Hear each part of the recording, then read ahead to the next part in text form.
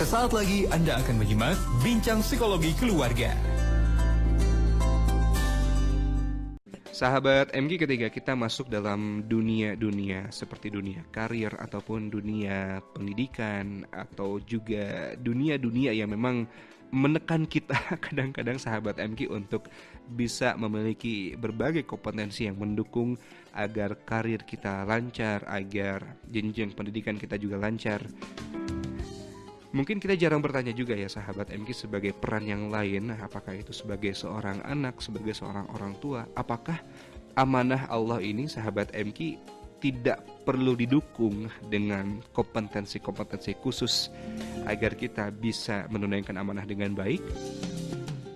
Jika kita bertanya tentang hal itu pada diri kita sendiri sahabat MG, mungkin jawabannya tentu saja perlu ya. Karena menjadi orang tua sahabat MG perlu belajar juga, perlu senantiasa meningkatkan skill juga sahabat MG. Nah, namun pertanyaannya, kompetensinya apa saja sih? Khawatirnya kita fokus belajar satu hal, ternyata itu bukan sebuah hal yang prioritas yang mendukung agar kita bisa menjadi orang tua yang baik. Nah, agar kita mampu sahabat MG mengemban amanah ini dengan baik, apalagi jika Anda sudah dikaruniakan juga buah hati 1, 2 atau lebih. Nah, tampaknya kita perlu mulai serius ya untuk mengecek apakah kita sudah memenuhi kompetensi yang dibutuhkan sebagai orang tua yang baik. Setidaknya ada 10 kompetensi dasar sahabat MG yang akan dikupas oleh Pak Wasmin dan juga Ibu Lilis, bagaimana caranya menjadi orang tua yang baik. Apakah Anda sudah mendapatkan salah satu atau mungkin 10-10-nya? Atau bahkan 10-10-nya masih jadi PR. Nanti kita akan coba kupas ya.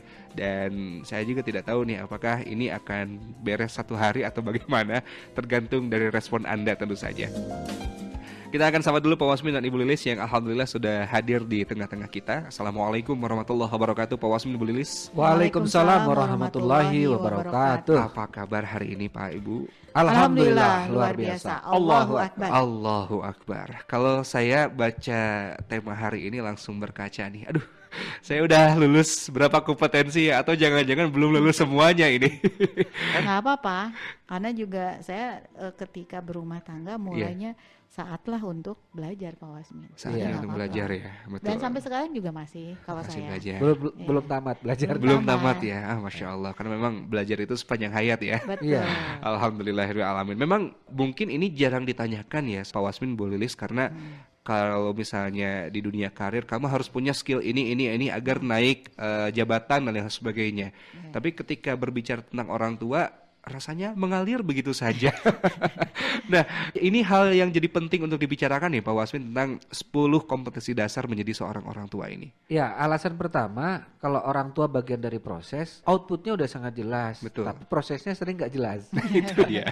Kayak sekolah ya, ibarat sekolah kan misalnya jurusan apa, kampus jurusan apa, kan outputnya jelas. IPK minimal sekian, kompetensi yang harus dimiliki sekian.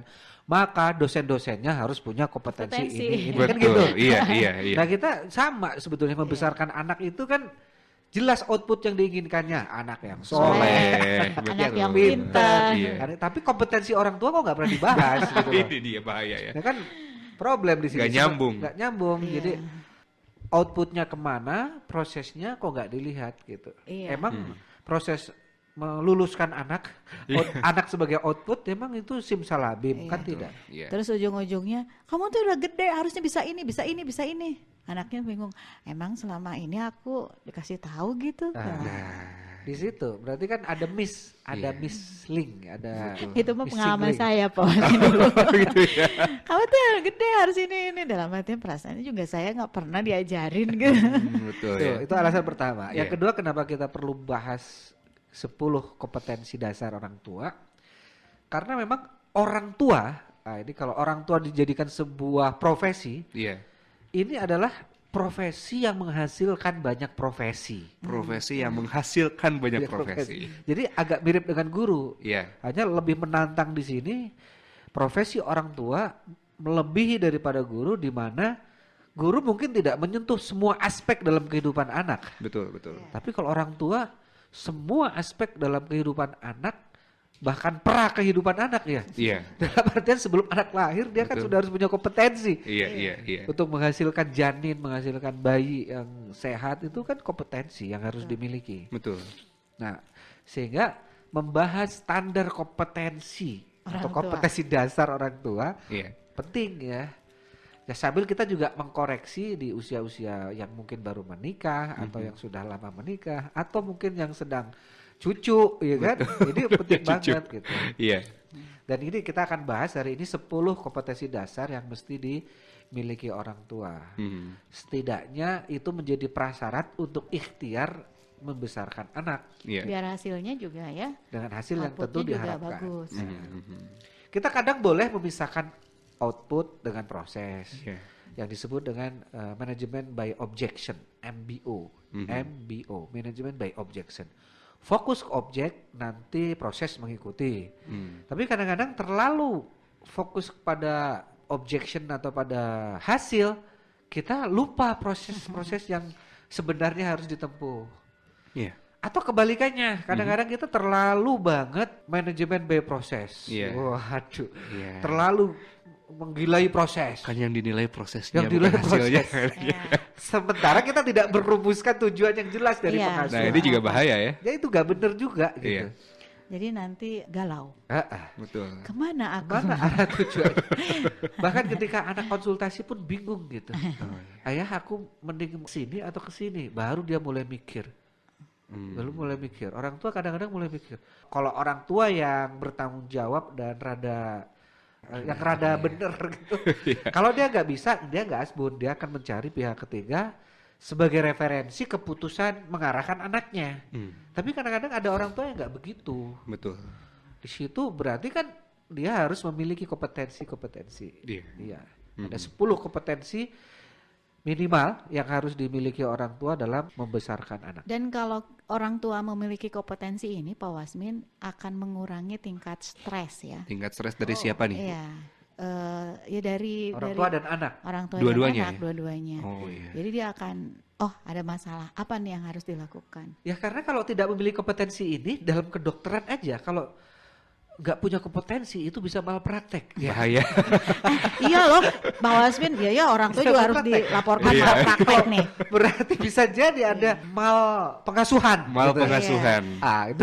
Misalnya udah Kalau mau dibuat lebih serius, tapi orang tua Iya. jangan terlalu horor ya. Iya.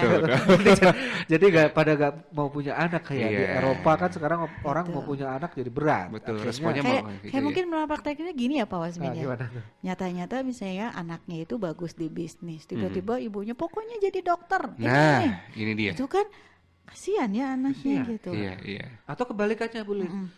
Kalau tadi mah pokoknya, kalau ini orang tua mah nggak wae. Sok. Bebas.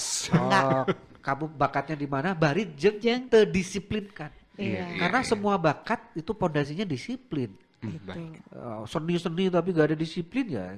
Jadi Sama seniman aja. ngeblangsang Sok nantinya. aja cari Iya, sendiri tanpa misalnya dikasih Rambu-rambu. rambu-rambu gitu. So kamu mau di mana gitu ini nih.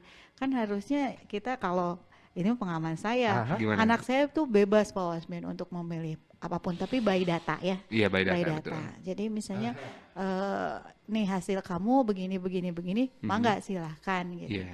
Kalaupun tidak sesuai dengan ini silakan, tapi yang penting tanggung jawab. Sayang dong istilahnya kenapa harus bersusah-susah dengan yang tidak ada, padahal sudah ada yang sudah banyak yang bisa kita optimalkan. Betul. Biasanya anak-anak saya juga kemarin anak saya yang kedua tuh, tiba-tiba aku mah nanti ya sekolahnya mau ke arah kejuruan yang keagamaan. Saya bilang bagus keagamaan untuk talent, untuk dia yang punya talent. Saya Iya. bilang kamu kalau misalnya punya talent itu Bunda dukung. Mhm. Tapi kamu kan udah dari by data, kamu hasilnya desain gimana nih gitu. Mhm. Akhirnya dia juga nerima gitu karena kan itu by data bukan. Iya. Saya bilang kalau misalnya keinginan Bunda ya, tahu nggak kalau misalnya anak-anak menjadi apa? Psikolog gitu.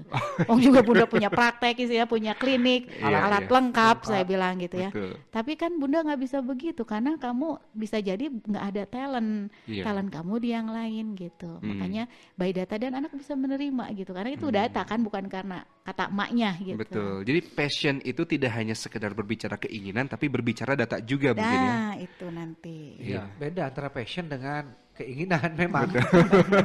Kadang-kadang kan saya mah inginnya emang di seni seperti itu. Itu passion saya, padahal boleh jadi by datanya tidak sesuai begitu. Iya, betul. Kayak anak saya pertama, aku mah passion saya di sepak bola. Balik saya bilang. Coba tunjukkan prestasi apa yang di sepak bola. Nah, Nggak ada. Coba kamu tunjukkan prestasi kamu di mana? Lomba debat, bahasa Inggris, komunikasi gitu. Jadi gimana? Ya aku mah emang fashionnya di sepak bola. Boleh emang. mungkin itu bukan passion, hobi mungkin ya. Iya, tapi lama-lama di akhirnya juga, iya kayaknya aku bagus di bahasa ya Bun ya. Oh ya baiklah. Jadi gimana ke depannya? Ya udah aku ngambil bahasa aja. Baik, baik, baik. Ini menarik ya. Nah, kira-kira bagaimana nih kita sebagai peran orang tua, cara mengarahkannya butuh didukung Ilmu dengan apa? kompetensi apa Kompetensi nih apa? atau ilmu apa ya? Karena khawatirnya malah jadi judgmental gitu ya. Kamu vonisnya di sini atau malah terlalu membebaskan, itu juga bahaya ya. Iya, betul. Betul, kan kita akan kupas di segmen kedua ya, termasuk Anda juga sahabat MK yang punya pengalaman tentang ya bagaimana cara Anda mengarahkan putra-putri Anda mengetahui tujuan hidupnya mungkin, atau mengetahui cita-citanya, atau mungkin kompetensi-kompetensi yang lain yang menurut Anda ini kayaknya masih jadi PR saya nih kepada anak saya, ada hal yang masih kurang tepat pendekatannya atau bagaimana. Anda boleh silakan konsultasikan sahabat MI bersama dengan Pak Wasmin dan Ibu Lilis. Kami tunggu Anda untuk bergabung, cerita tentang bagaimana pengalaman Anda mendidik putra-putri Anda sahabat MI. Nah, kira-kira masih ada PR tidak ya diri kita tentang pengasuhan ataupun mendidik putra-putri kita. Kami akan hadir selepas yang satu ini sahabat MK. Jadi tetap simak kami di MK FM Bandung, Jogja, Dabu Singap, dan Subang. Inspirasi keluarga Indonesia.